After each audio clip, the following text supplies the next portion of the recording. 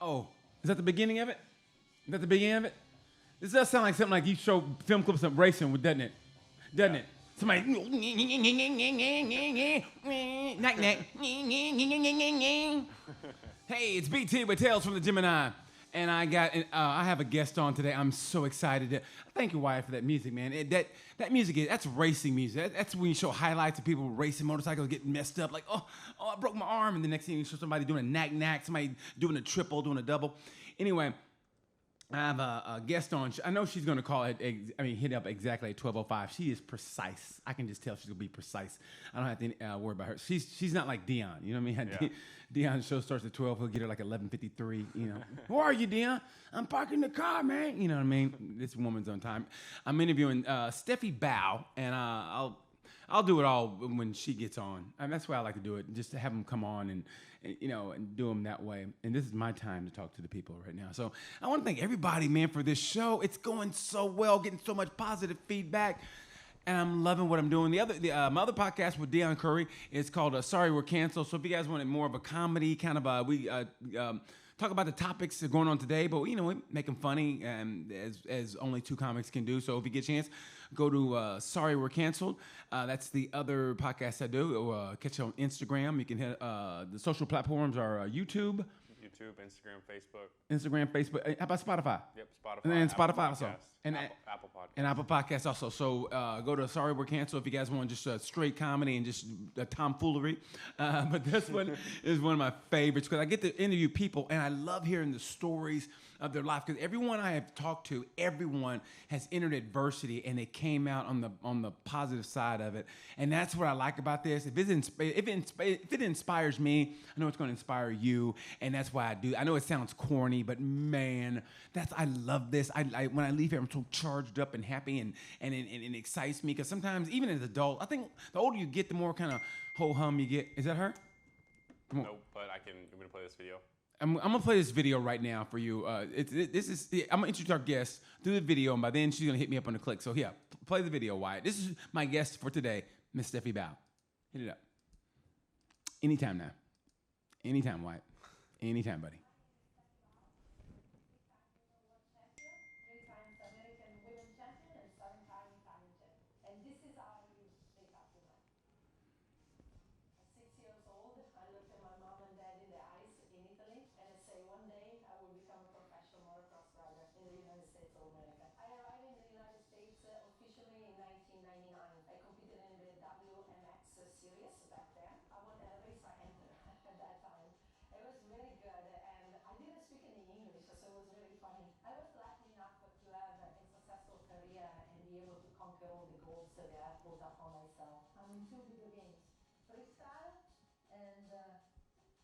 Supercross. This is my replica helmet, and it was sold worldwide, with my name to it. I'm very proud of this. In 2005, though, it came the terrible news of a very big accident, and I had to reinvent myself. And at 28 years old, I stopped my racing career, and I got the chance to start another successful one. And with that brought me the opportunity to meet incredible young girls and women all over the world. In 2013, I decided to go to Zimbabwe to meet Tanya. And the plan was for her to keep improving in her own country, and then going to Europe, which we did for a couple of races, and eventually to the United States. And she was able to compete at juniors. So my dream is to race at the World Women's Championship, and it's been something that I've been wishing for a very long time. And I know that to get there, it's tough, especially if the background is really hard. Your success will be very great.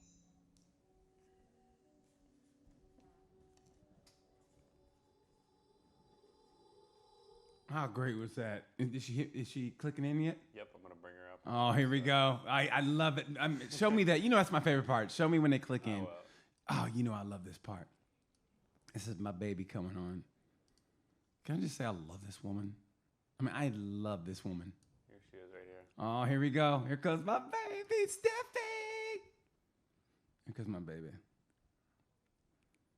There she is. There she is. Hey, Stefy. Hey. How are you? Doing great. How are you? Oh my God, I'm so glad. Thank you for being on my show. Oh, yes. I told my producer's 19 years old. He knows a lot of things, but he didn't know racing. And I told him your story, and he was like wowed. And I go, this woman, and I told him how we first met. We first met in Yep. Valencia, Spain. Your beautiful sister said, hey, my sister's coming, and she introduced us, and I don't know what it was, and I don't want your wife to get mad at me, but I was just like, we talked, and I was like, oh my God, and I could not stay away from you. And I said, I'm going out to watch the race. You want to come? You go, yeah. And you had this bad limp. And I was like, you okay? And you told me your story. And we were inseparable that weekend. And That's true. I was looking so forward to see every day. I was like, all right, I get to see Stefy. We get to see racing. And it was the weirdest thing. It was like you were kind of like my girlfriend for that weekend. We had a great time. And so when I asked you to be on the show, and what happened, what inspired that was I interviewed Franco. And I like Franco's because he was the only man of color in the MotoGP paddock, and he kneeled. Yes. And I was like, wow. And I saw your comment underneath his picture. You go, I'm proud of you. And I go, bam. That's why I said I gotta interview you. So Yes.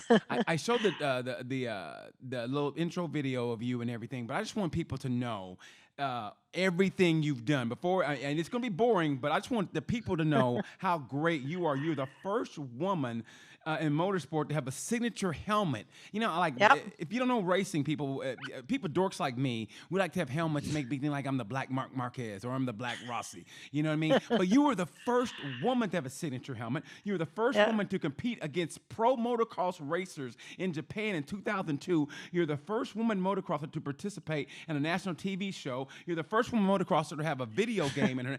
You've done everything, Stefy. And I just want the people to know how much of an inspiration you are, not just to girls. I think it's great, don't get me wrong, to women and girls, but to just people in general, people like myself, because your attitude, I think that's what one of the things that brought me was I couldn't stay away from you that weekend, was just your positive attitude. And I mean it from the bottom of my heart. I gas you up because you deserve to be gassed up, because you're one of the greatest racers ever, men or women ever, but you're also so generous with your time and your heart and what you do. So I just want to say thank you to that, and that's how I introduced you to the show. So yeah, so I just want to say Awesome. Thank you so much. no problem. And we're gonna go back a little bit to your childhood. Even though they saw it, you grew up. What was it? I know you first got on the motorcycle at 4 years old. What was it at that age? Because at 4 years old, I was still pooping in my pants. I'm not gonna lie. At 4 years, I really was. I didn't know how to do. I'm not gonna get into that. But at 4 years old, I didn't know what I wanted. I was still playing with Tonka toys. How did you know this is what I wanted at 4 years old? Well, I kind of like started in the way that my mom and dad, they were fan of the sport. So every time the motocross World Championship round was coming to Italy, they were going watching it. So I was born and I was this little toddler, and they started bringing me to it. Then my dad ended up buying a motorcycle, and he ended up doing some trail riding on his own, like on a Sunday afternoon. And I started getting so fascinated by seeing him coming back home full of mud, with the biggest smile on his face. And I'm like, this is cool. I want to do that too. And so I ended up looking at my mom and dad and say, you know what? I want a motorcycle just like my dad. And they bought me a real one, a Pee-wee. And the story goes that they gave me the motorcycle, they get all the equipment. I look like a little robot, very little, with a super huge helmet and a chest protector and boots and all of it. Yes. And then we had a cornfield in front of the house, and ended up putting me on it and say, this is the throttle, this is the brake, an automatic is a Pee-wee. And then here I go. And I just knew how to do it. And you said they just said no, any training wheels, or they just let you go? Nope. No Just training like that. wheels. Well, I was already on a bicycle without training wheels Okay. at 2 years old. Okay. Oh, are you serious? You were like a prodigy. It was meant to be at 2 years old. I could barely walk at 2. I can barely walk now. But at 2 years old, you were on a bike. And then you were, oh my God, how do you do that? It was I meant to don't know. be. I just like exactly. I just it was meant to be. And then fast forward, like a little bit later, like my dad was going around in one of his trail ride, and he came across this small track where there were kids riding, Mhm, with the supervision of parents. mhm. So he comes home and he says, "Get dressed. Let's get on a motorcycle and let's go to this track." And we went to it through the fields. Like trail riding, and I was like 5 years old, 6 years old, and I still remember today, like the experience, to go following my dad, that little kid. Yes. We go there and we are at the track, and my dad said, "Well, go. This is the direction. Go in and have fun." And in 1 hour time, I was beating all the little boys in the track. So the other parents, come to my dad and say, "Where are you guys coming from?" And my dad, "Well, 5 miles down the road from through the fields, where we live." And then my parents didn't know that there were races for little kids. So we discovered at that day that we saw this little track just by luck. And so we learned, we went back home and we tell mom, "Hey, can we go racing?" And we go at the first, we decide yes, we go at the first race ever, with no experience whatsoever, of course. And the very first race I did, at 6 years old, I finished third among the little boys. And then that year, I won every races I entered after that. Oh my God. I It was mean, meant that's to be. incredible. Because usually when people, when they compete, they usually get last their first race or whatever, they fall off. And you got third. So is that when you knew, like, I mean, is that when Of you knew course. that's what you wanted to do for a living? Or I mean, how Yeah, does yeah. that work? I mean, because, I It mean, how does actually that work? came right after that, because in the house there were like the magazine for motocross, like, so I was so fascinated by the sport that I barely was able to read and write, but I was recognizing every single athlete, in the magazine. I knew, by the picture who was who, right, Right. and what bikes were what, like Yeah. as a little kid. And like I looked at my mom and dad in the eyes, like at 6, and I said, "One day I will become a professional motocross rider in the United States of America." That's And of course, beautiful. And you spoke it into existence. That's what you yes, did. And you didn't exactly. realize it, but you spoke it into existence, and that's what happened eventually. Now, Uh, at the time growing up, I know maybe things are different over in Italy, but who did you look up to as a rider? I mean, who was like your sports heroes? Let's put it that Well, way. back then, like I always was fascinated with America. So one of the years was Ricky Johnson, for Okay. instance, still for motocross, because my passion was in that. So Ricky Johnson or Jean-Michel Bail, which is a French guy that ended up Yes. coming into the United States and beat everybody. It was the very first one, like that I could remember, back then. That was like fascinated to me, because I felt a little bit related, because I wanted to come in America and be the best I could be. So he was another one. And yeah, and then growing up a little bit older through my racing career, I started looking up at women participating in the sport in the US. So one of the women that I was looking up at was Mercedes Gonzalez. She was one of the most competitive women there were in the industry, back in the Mhm. days. And it was fun because I got the chance to come and compete in the United States at 14 years old in this international event in California. Mhm. And she was, the best one out there, like she was like on the packages of boots, for instance, when you buy like an Alpine Star boots. Yeah. Back then she was on her figure was on that, and I'm like, I want to be that. So when I came over, I was 14 and she was like toward the end of her career, and I beat her.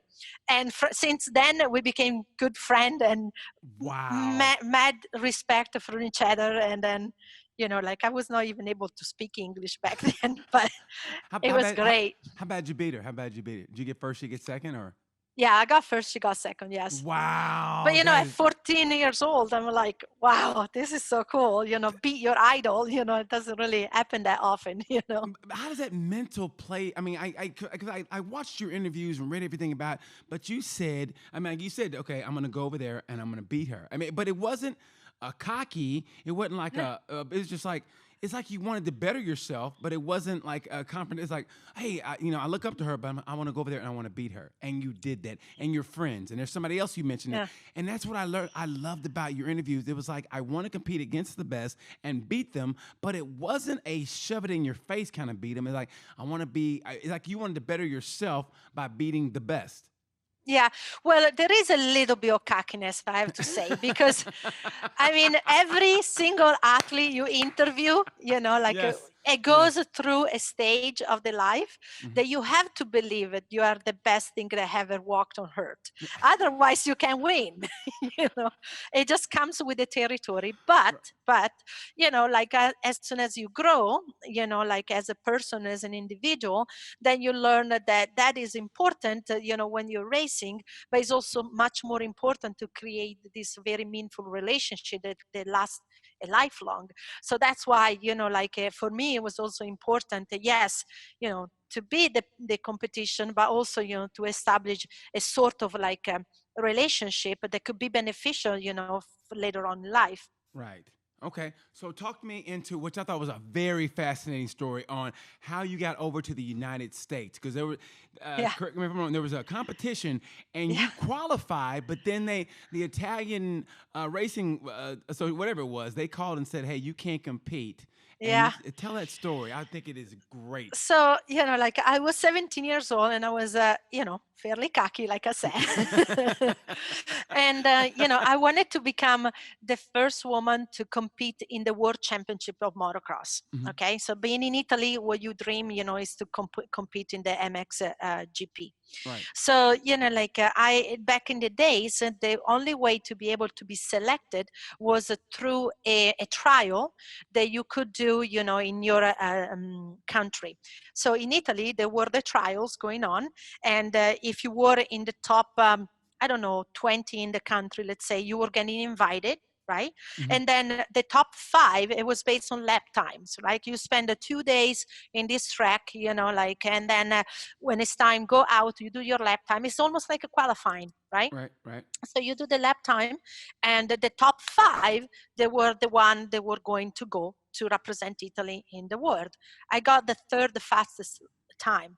And this is is this with boys combined? With boys, only boys. I was the only woman doing this. Wow. So I was like over the moon, I'm like, I did it, I did something that I really wanted to do since I was a little girl, and now here I've done it, right? Right. Few days later, I got a call from the Italian Federation and they said, you know what, we just decided not to send you because you are a woman. Wow. Did that, I mean, was that like a kick in the gut? It was, but because of how I am, I'm a person that if there is a mountain, I find a way to go around it, on the top, underneath, whatever it is, I'll find a way. Yes. So I decided to say, you know what, it's okay. You don't want this, you lose on this, because I bring Italy as the first country to have a woman representing a country in the World Championship in the history of the sport, and I'll go to America. So I ended up coming here in the United States, really like an immigrant, like with my gear bag, with my gear bag, not speaking a word, of English, wow. And coming here, and in the US, it was working a little bit different to be able to get the professional license. It was based on points. So that was the year 1999. And I needed to compete in all national events to be able to gain enough points to ask the AMA to give me the professional license, and I just did that. So the AMA did not discriminate, so they ended up giving me the license. And in 2000, I competed in Supercross. I did an I'm Supercross, and it was one of the best things I ever done in my life. Did you qualify for the main? No, I didn't make it into the main event, unfortunately. How close did you come? How close did you come? How close? I made it through. I didn't make the night program even, at that first event. Yeah. The only time that I was able to get closer to making the night program was actually in Daytona. And for me, it was like a a dream come true, but was very difficult and very hard because as a woman coming into the sport, I had not the same support that most of the guys do, right? Right. And plus, it was something new to me. I've done motocross my entire life. Supercross is a totally different animal. I remember that when I walked into Anaheim Stadium and I walked the track that morning, I said, today I'm going to die. Why was that? Why? Well, I don't know if you ever got the chance to walk a Supercross track, but as soon as your face um, and is in front of the ramp of a triple, and you know that you are on a 125 bike back then, so a two-stroke, Right. and there is no room of a mistake, and if you case the jump like that, it's going to be very, very bad. So that was my reaction. I have not done anything like that before, so I'm just coming in and like, Oh my okay, God. So let's it do was it. trial by fire is basically what it was. Indeed. Indeed. Now, were you scared? I mean, were you scared or were you like, okay, here we go. We're in this thing? Well, more like here we go. Like you cannot really be scared. If you are an athlete, if you let yourself be scared, you should stop racing. Yeah. Because it's such a dangerous sport. Yes. You follow MotoGP a lot, Yeah. like, and we know what happened, in the last few events, like if you let fear come into your brain, you're done. Yes. So, like you just have to say, I'll see the situation, say, okay, I know I'm capable of it. Like, let's just do it, Wow. Now explain the difference, whatever, when you were over here between, let's say, between men and women racing wise, because I've had this discussion also with and this road racing, but what's the difference between men and women? Because I in some sports I understand the physicalness, like in football, where like it'd be hard to be a linebacker in the NFL if you're a woman, but like when it comes to racing, what is that difference between men and women that maybe the women are? I can't say just as good because you are just as good, but explain the difference basically. So there are, of course, a different type of racing. So if we stick with motorcycle racing, you have the motocross and supercross, and then you have the road racing environment, okay? Right. So there are differences there. So for motocross is way more physical than any other sport, okay? Right. So at that particular level, the top woman in the world, super trained, with the best equipment there is, will never be able to be like a Ken Roxon or an Eli Tomac. And why is it? Because it's so physical. Because the physical. There is a tons of study that has been done. It's the same reason why you don't have a woman be in a football team, in one of the major football teams, because the physical strength that is necessary to perform at the top level is just not there. We are built different. That's why, there are women, there are men, Right. So we are just physically built different. Right. You can get to the top level, like I was able to, by using other qualities, like for instance, women tend to be much more balanced, on the mic. We tend to use more the leverage point to our favor because we cannot use the pure strength, right? But then you get to a point that then, if you have to handle like a 250 or a 450, you just have to be that strong to be able to do it. Yeah. So that's the main difference. That's why, we had never have seen somebody, a woman to compete alongside with, Eli Toma, Ken Roxon, or Tony Cairoli over in Europe, on there. Right. In MotoGP, I have raced street bike racing, road racing in the past, when I was living in Italy. So I had that physical experience. It's a different animal, in my opinion. Like road racing, I think it's possible for a woman to be at the top level. The difficulty right there is the industry as a whole. I think the industry being very white male dominated doesn't open up the doors to invest in somebody that has the talent that can be alongside Marquez or Vinales or you name it. But I think physically it is possible, and there is Anna Carrasco that she's proven it. Maria Herrera. I think Maria Herrera gets lost, and I love both of them. I don't want to pit them against each other because I think that's one of the main. I hate when people do that. I mean, they're two women doing a great job in racing. I don't want to pit them against each other. It's like having two black guys in a white-dominated sport and pit them against each other. But I think Maria does a great job also. But here's my problem with those two. Not even a problem, but and maybe you can explain it is. Anna does a great job if Anna's out in front. But if it's in a pack, she finds she gets in a little bit of trouble. I mean, and I want to know if is that a woman thing, or is that, I mean, because is it mentality, or because she's in a pack? I mean, that's the times when she has a lot of problems. I know it's when the pack is around her and she's in the middle, then it's like, okay, then she has troubles. But if she's away on her own, if she gets out in front by 2 seconds, it's over. It's done. Yeah. And Maria is on a bigger bike, and I kind of admire Maria in a different way, a little bit more, because she's in a super sport, and that's a knockdown drag out. That's a barroom brawl. So I give Maria credit, but we've always, and everybody's talked about when it comes to training, I think Bautista's talked about this, where Maria is just as good as anybody else when it comes to training and flat tracking and motocross. But for some reason, when they get, and maybe it's the bike, they don't know the bike enough, but when they get to racing, it's something different. And why come she's not at the top 10 or finishing in the top 5? Why is that, do you think? Well, I cannot really speak for them individually, but I can tell you about my own experience. And I know that in the sport, especially in road racing, you have to have the best equipment. Yeah. So equipment makes a tons of a difference. Like in motocross, the rider makes more of a difference. You know, you still have to have a very good equipment to perform good, but you can buy a motorcycle, you know, right off the showroom floor, Right. and compete with the best and you know, hold your pace if you wish. Right. In road racing, you know, like everything is about, you know, millisecond, and you know, more money the team has to put into the motorcycle, better chance you as a rider you get to be better than your competition. So in that particular case, I don't know, you know, the type of the support exactly that they have, you know, like, but that could be one reason, you know, like to make sure that the motorcycle it's competitive as the top ones Right. that are there.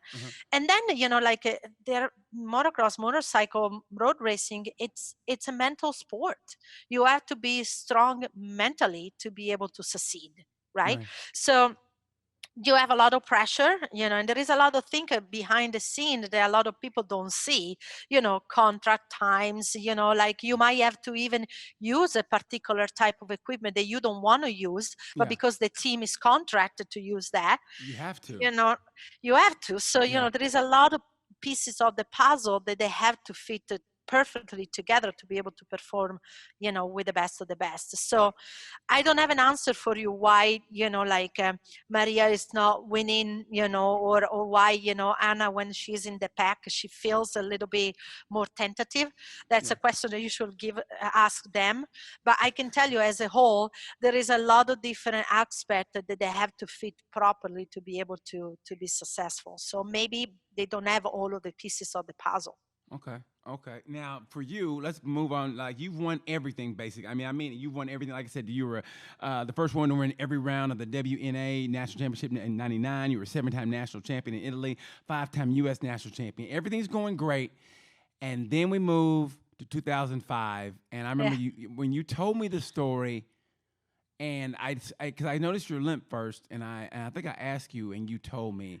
And I was like, wow. And then I told my producer, Wyatt, and he was like, I don't want to hear it. And I almost hate bringing it up, but I have to just because I want to move, but I want to see how you dealt mentally. So take us back to that October that you're at Davy Millsap's farm in the United States, and you're training. It's off season. Yep. And tell us what happened. Was October 20, 2005. I remember the date. And yes, I was a Honda athlete, and we were there with the Honda team to do some testing. And there was this double jump. There was a very big jump. It was 150 feet double. And I just don't know why, but that particular lap, I came up short. So I don't know if it was my mistake. I don't know if I missed shift or there was a problem with the bike. I can't tell you. Matter of the fact that I was in the air, you know, and I see the landing and I said, I'm not going to make it. And I'm like, my first thought was actually, dang, I'm going to miss next week race. And the second thought was like, this is going to hurt. Oh my God. Really? Yes. So I crashed very hard, and I pretty much destroyed both of my ankles. And they wanted to amputate both of my legs. And But here's the thing about it. You went on for 10 years Yes, of them wanting, you couldn't get a doctor to tell you basically what you wanted to hear. They right. all wanted to amputate your leg. You're like, no, no, no. And you for 10 years you went around. And then finally it wasn't until 2016, 17? 15, 2015, 10 And years. Exactly. how do you go around? Were you in a wheelchair or what? What were you? Well, the first period of time, yes, I was in a wheelchair. I spent about 5 months in bed, like then moved on to the wheelchair, and then from the wheelchair with this contraction that you can put your knee on and kind of roll yourself around, and then from that with crutches, and then from 2 crutches with 1 crutch, like, and then start walking with a limp, but it took 10 years because the biggest issue was that every doctor that I was visiting, I was walking into the doctor office and they looked at my medical history and say, it's impossible that you're walking. And my answer was like, then you're not the doctor for me because I clearly just walked here. So, I kept fighting and fighting because, like everybody thought that I had a bone infection. And this is why they wanted to amputate my legs. But even though, some images could have led toward that, it was never found, the infection. And I never had any symptom like infection brings fever. I never had fever for all of these 10 years, for instance, right? So still nowadays, we don't know what really was wrong with that ankle, my left foot. But in 2015, finally, I found a doctor that said, you know what, I can fix this. And immediately I was like, you kidding me? I don't believe you. After 10 years, hearing everyone say, oh, we can only amputate. Yeah. But, like I took the chance, and there was a roller coaster there too, like, because some crazy stuff happening.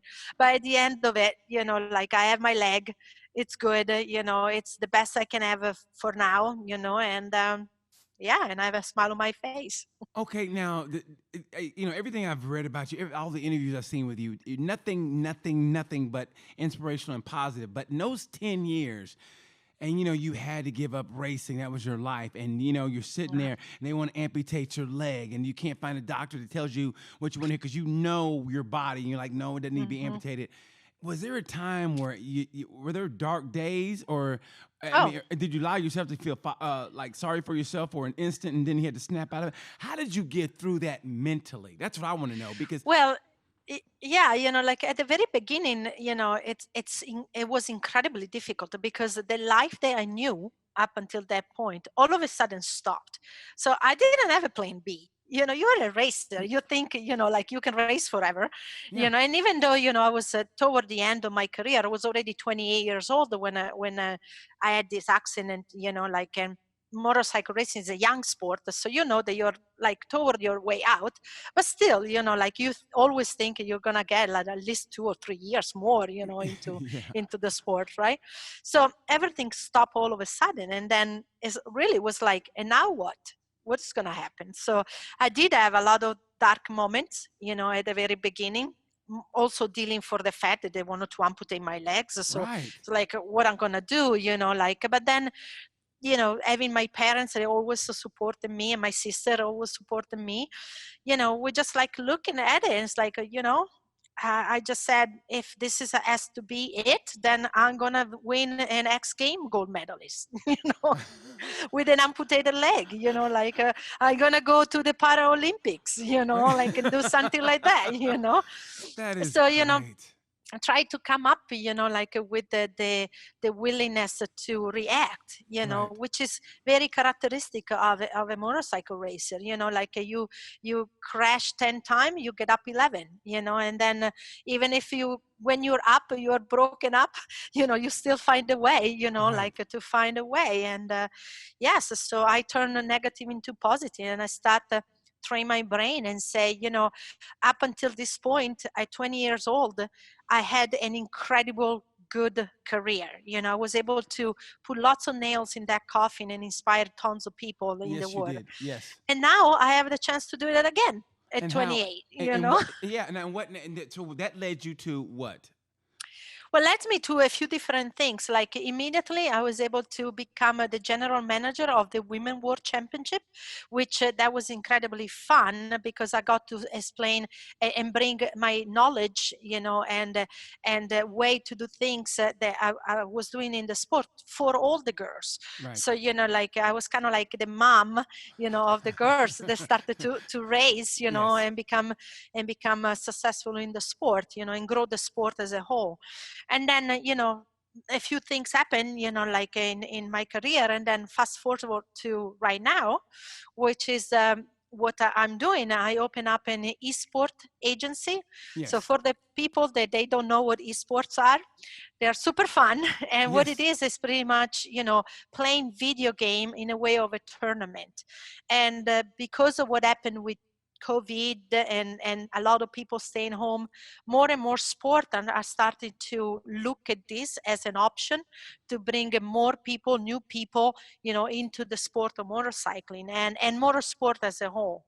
So it is fun and it's very engaging, and yeah, I can tell you all about it.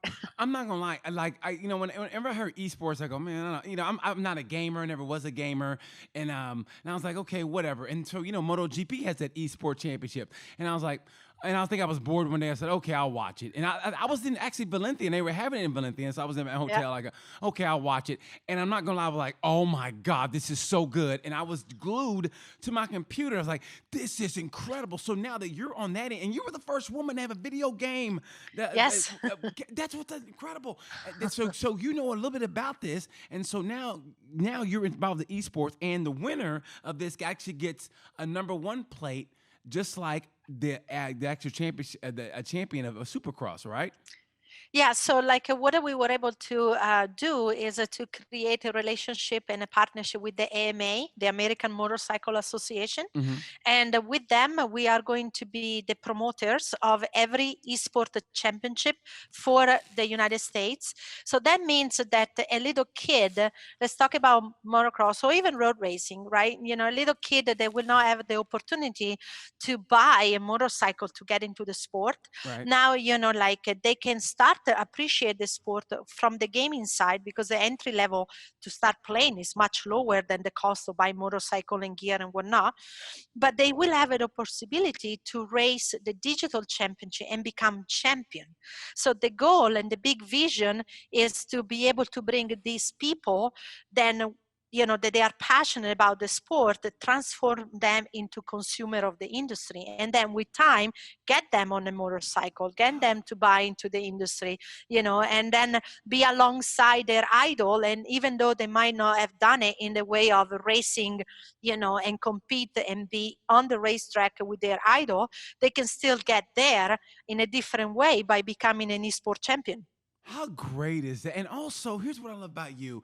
You could have easily, like I said, went down a dark path after the crash and stayed in that dark path, but you still give back to the industry in the sense of you want to help everybody, especially women, because we talked about this in a male-dominated sport, a white male-dominated sport, Yeah. and you went over to Africa, and that's what really caught my eye. You went to Zimbabwe, and you found this girl, is it Tanya Tanya. Muzinda, and you saw her, and like, how did that story happen? It was, serious, how did that story happen? How did you even Well, know she was on the map? Well, it started out actually funny because it was not me going seeking her; it was actually her dad seeking me. So how it started is like this: Tanya was 9 years old, and her story is very similar to what my life story was, which is her dad in rural Zimbabwe got a hold of a little motorcycle and put her on, and she had like just a dress and flip flops, which is like no, you need to have a helmet and all of that Yes. on. But she just knew how to do it. She knew how to ride a motorcycle, and it was a KX65, right? So they ended up connecting with me. And to tell you the truth, at the very beginning, when I received this email, I thought it was a scam. Like I You see know- a little girl from Zimbabwe, that Wants some loves money. motocross and wants you to come to Zimbabwe. We pay for your way to come here. The country will pay for your way to come here. Please come. And I'm like, delete. Yeah. Yeah. It's like, Kind of this like is an a African scam. prince. Yeah, like Right, you're exactly. not gonna get me with this one. Nice try, African Right. prince. Yeah. So, then, they were actually persistent. So the third time was a charm. So I ended up replying. And that was one of the best things I ever done in my life, because I did go to Zimbabwe. I brought all the equipment with me Yeah. because, Yeah. I couldn't do accept the fact that she was riding without a helmet Yes. and like with flip-flops. Yeah. So brought all the equipment. We called the people in the industry and say, hey, this is a great opportunity. Let's help this little girl. KTM ended up sending her a bike, gear companies ended up sending a product to her. And fast forward that I was there and for 2 weeks, and we trained, and then we entered her first race, and her first race with the boys, she got third. Just like you. Oh my God. Did you feel a sense of just warmth? I mean, because it's almost a mirror to what you did. Exactly. And this is why, the relationship that I have with Tanya is so powerful, because, she has this desire to take a sport, Yes. which is a male dominated sport. Right. She is from rural Africa, and her message is to show the world that if you work hard and you have a dream, Yes. you can achieve that. Yes, I've always said nobody can stop. I mean, the world is what it is, and all the negativity. Yes, okay, that's there. But if you really want something, nothing, and I do mean nothing, can stop you. And that's why every guest I have on here, and I mean that, that's what I wanted them to show the people who are watching, is that what, no matter what, like you said, when there's a mountain in front of you, you're gonna find a way either through it, above it, around it, but you're gonna get through that. Nothing can stop you when you really want something, and you gotta want it. And you brought her over to Florida, right? She's in Florida now, right? Yes. So we were able to get her to come to the US. So now she's here, and she's going to start the training here in the United States. But the part of that I think it's incredibly special is the fact that Tanya started to become an activist, because of the opportunities that the sport and the Yes. connection with me has Yes. given her. Now she is really, really pushing for education in Zimbabwe. So That's much so beautiful. that every time we get a financial support, Tanya spends some of those money to pay for schools for rural kids in Africa. Oh, that's So beautiful. That's it's wonderful. it's how, amazing, I think. how old is she? How old is she again? She is 15 right now. That's incredible. I love that. I mean, when you're that young, like I never had that wherewithal growing up to think outside of my box, but the fact that she wants to help other people at that young of an age, that and it's almost an inspiration to you, because you're the one that granted her the opportunity to be able to do that. Yes, indeed. So it's got to make you feel good inside. It does. It does. It's like her story, and what she have achieved, and the true willingness to do good for others and for the world is so inspiring to me that it's just like, how do this work? I love what she does. And like I said, I'm a mentor to her. And I love it. I love the fact that we are using motorcycle as a tool, to spread this message around the world. And also, not just telling you, but also you went to Iran and helped Yes. an Iranian motocross. Like, how do you do that? And I think that almost is just as inspiring, because she had to get Yes. permission from her husband. It's a whole different ballgame over there. And she has to race in a Punjabi, is it, or whatever? Yeah, hijab is called. Yeah, she Hijab, has to yeah. race in that. So, Yeah. like, what problem did you confront when you went to Iran? Because that's a whole different culture, and you Yes, don't know. well, I didn't go to Iran this time. Okay. I didn't feel comfortable to go there. I mean, being a very strong woman and a gay woman, Yes. going to Iran, Yes. maybe I'll sit that one out. Yeah. But I got Noura to come here, to the US. Yes. And her story was like this. She has been so passionate about motorcycle racing and motocross in general that her dream was to be able to teach other women in Iran to how to race motocross. Okay, so she came over and she took a class with me, and we became immediate friend, and she learned how to teach others, right? And when she was here, the crazy stuff was this, because we were creating quite a bit of attention, you know, being a female from Iran, you know, like they want to kind of like go against the culture there, you Right. know, and do so. In Iran, women cannot even drive a car.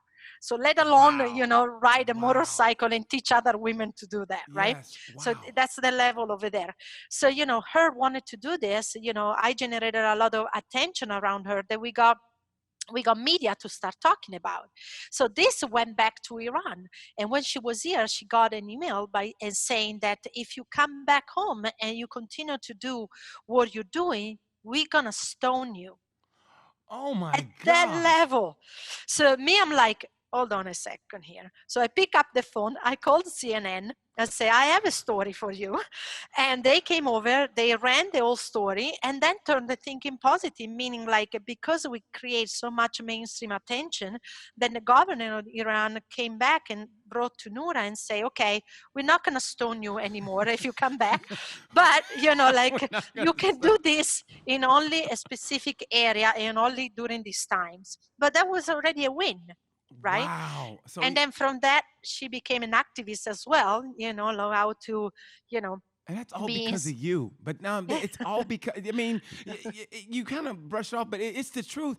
You are kind of like the cornerstone of all this comes back to you. And it really does. I mean, from what Tanya's doing and what Nora's, that comes back to you because you give them the strength. And it's like when I was watching and trying to get ready for this interview with you, you know, I knew a little bit about it, and I just was watching. And the more I dug, I go, oh my God, I love this woman for what you do. Like I was watching your video and I go, I want to ride motorcycles with you. I want you to teach me to ride motorcycles. I want to ride. I really do. I want to ride with you. You'll probably smoke me. I don't care. I want us to hit some trails. And I want us to have fun. That's my goal. I want us to have fun. And I want us to have ride. And you're also in the e-bikes. And I rode my first e-bike. Yep. 2 months ago, and I have to say, when you first did e-bikes, when we met, and I was like, yeah, okay, e-bike. I said, okay. And I was like, yeah, okay, well, good for you. And then I rode one, so I apologize for how I was thinking about e-bikes because you're so right. It was one of the greatest experiences ever. You pedal, and then you press that power button, and I can't describe it, but it was like a greatest feeling. I was like, and I remember when I did that, the first thing I thought of was you. I go, you know what? I got to call Stefy and apologize for my prejudice against e-bikes. So what company is that? I want to give them a plug before we get here. What's the plug? What company is it? That was a company I was working for. Her name was Fantic. I'm not associated with them anymore. But that was a company. What'd you do? Did you get fired? What'd you do? Did you No, we take just a bike home? Did you take a bike home you weren't supposed to take home? And no. It's all good. It's all good. We just like that diverse way of seeing things, and you know, that's how business goes sometimes. But yeah, but e-bike as a whole, I think it's a good way to start again to get more people on two wheels, yes, right? two wheels And rock.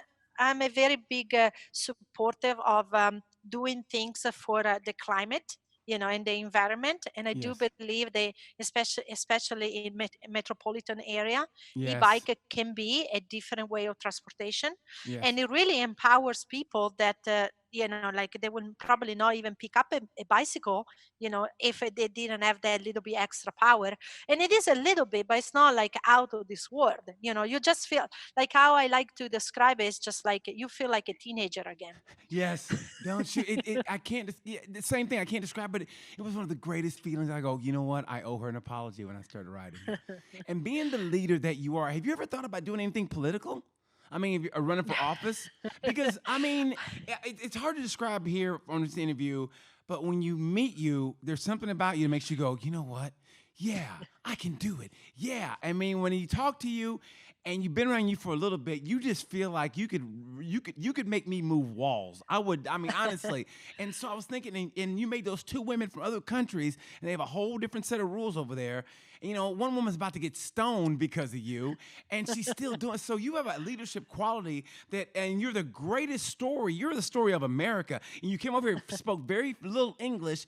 You learned the game. You succeeded in it in a different country, and now you're killing. So why wouldn't I? I would vote for you for whatever you ran for. So would you have any political aspirations? No, not really. Politics is very complicated, and as you probably very well know, no. For me, it's more important to, like I said, be a mentor, be an inspiration, and help others. I do believe in good. I think like that if we all do our part to do a little bit of good, Right. the world will be a better place as a whole. And I do believe in helping others. I think that's incredibly important because not only you get a possibility to really change the life of somebody, but Yes. it's so rewarding for you that I will really suggest everybody should try it. Go and help somebody. Yes, I agree 100%. Now I'm going to ask you some social media questions or just some fun questions, and let's see. Let's see. Okay, I ask you who your sports hero was. Who impresses you now in women's motocross? Who impresses you now? That makes you go, wow. Like Well, like in my yes. heyday, I like to race her. Well, unfortunately, right now the status of women in motocross it's not as high as it used to be. Like in the American scenario, they kind of like got unfortunately degraded to an amateur status. Okay. So that's not really good. Actually, we went backwards instead of going forward. And why do you think that Um, is? Why do you think that is? I think it is a lot about the fact that the sport as a whole, again, is a very wild, white man dominated sport, and it's been done with the same way for a very long time. Then the people that don't have the capability to see, in my opinion, how much more the sport can grow if we get more diversity in the sport. Yes. Yes. I am a spokesperson of that. Diversity, that being different ethnicity, but also women and male. I think that's incredibly important, and I think until we make changes Mhm. to the people that are in power to see what it can be done. Mhm. Unfortunately, women in male dominated sport are going to still be considered a second class. I will do the best I can to change that, and hopefully it's going to happen sooner rather than later, but that's where we are sitting at. So um, I think the idol for me right now, it is my little girl, Tanya. Oh, good. That's great. And Yes. if anybody can change anything, it's going to be you, if anybody can. How would your life have changed? How do you think your life would have gone if you didn't case that jump in 2005? How do you think it would have been different? And Well, I know everybody hates what ifs, but I only do it because I'm also an actor, and that's one of the things yeah. that gets us to the objective. So, like, how do you think your life would have been different? Well, I don't know because I'm actually very happy for what happened. Right. I don't see that as something that is bad. I see that as an opportunity to change the way to do things. For me, it changed me, the accident. It got me to the person that I am today, which is, much more caring for others, Right. wanted to inspire people, helping people. Maybe if I was continuing to do on the path that I was, the fearless, cocky, because like I said, you have to be a little bit like that, and maybe would Yeah. have turned now in the way that it did. So I don't know. I would like to think that if I was not getting hurt, I was getting a couple more titles, Yeah, I think so too. and maybe work more on the way that back in the days, social media was not that prominent like it is right now. Right. And maybe if I would have continued racing and jump into the age of social media, maybe I would have been more, recognized for what I've done in the Right. sport. Just because of a media aspect, because very well, journalists and magazine can write that much, but Right. then with the coming of the social media, now everybody in the world can know of you, right? Right. But that's okay, maybe I'll get the chance to do it now in a different way, by mentoring and helping others. Greatest male supercrosser of all time. Well, probably Jeremy McGrath. Okay. Yeah. You know what? I always felt that too. I mean, I love James Stewart. I really do. But what McGrath did, man, McGrath was the man. I mean, when I grew up, he was. I saw him race probably more than Stewart, and yeah, I agree with that. McGrath. I mean, I have to say that James is right there, Yeah. As far as Ricky Carmichael too, Yeah. like everybody has their own flavor and everybody did something amazing in their own time. So it's always very hard to pick one, I do Greatest, have a little, go ahead. greatest motocrosser of all time. Yeah, that probably has to be Ricky, Ricky Okay. Carmichael. Yeah. Better than But Ryan. James Stewart also, but again, it all goes also for the ages. You were Yeah. about to say Roger DeCoster for Roger sure. DeCoster, Tony It is Caroli. Tony, Your countryman. absolutely. Yes. Okay. Stefan okay. Everts, also another one, So there are many people that did very good things. So again, it's very hard to pinpoint one. Greatest woman motocrosser of all time. You Yourself tell included. me. You tell me. Okay, in your heyday, in her heyday, could you have beaten Kiara? Yeah, I think so, for sure. Like I met her. I mean, it's just a different type of riding. I have a story about Chiara. I actually ended up discovering Chiara. I don't know if you know this story. you So discover everybody. it was Why don't you be my 2008. manager? Can you be my manager? And maybe I can make it to the big time. It was the 2008, and I was in Italy, and there was this race during a trade show in Padova. Okay, and in this trade show there was this motorcycle racing. Chiara was there, and I saw her and I said, "Oh my God, this girl has talent. She's very good." And she was like, I don't know, 12 or 13 years old. So spoke with the parents and I say, at 12, 13, you're too young to go and do the world championship. Why you don't come to the United States and race Loretta Lynn's? So I helped her. She came over. I managed the whole situation. She won Loretta Lynn's. And from that on, she started to make the name for herself. And then the transaction was to get going into the MXGP, the women GPs. All roads go through you. All roads in motocross would go through you. If you're a woman who want to race motocross, this woman here, Stefy Bau. Stefy, hold on, let me get this right. Stefy Gosapina.